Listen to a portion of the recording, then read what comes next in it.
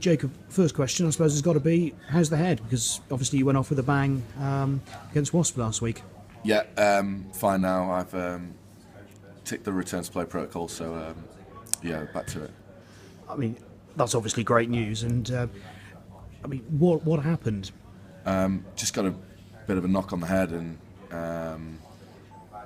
came in at half time. It just wasn't quite right, so I think the doctor made the call to just stay off for the rest of the half, which is a shame, disappointing because of the way we were playing and the position we're in. But I guess the safety first.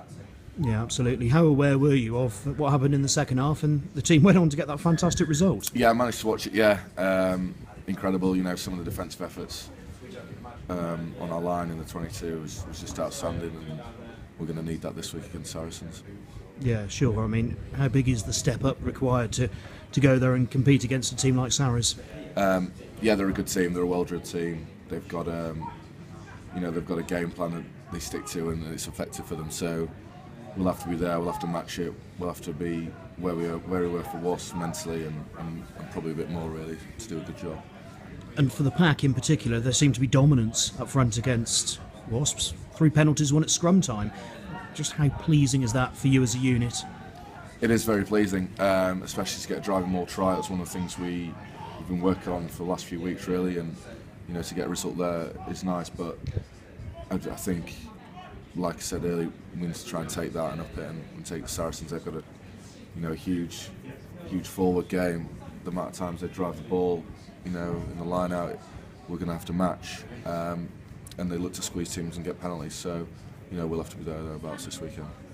Is it a case of they're unlikely to do anything that's going to surprise you? You just know what you've got to match, and sort of there's the biggest test against them. I think so, yeah. And I mean, that's not to take away. Some of the players they've got some good players in there that can pull something off. I think Alex Zazowski at the weekend against Sailors, chip and chase, from his own halfway line, puts them in a good position. So we can't be too caught up in the tight unit battle as well. We've still got to be aware for anything else.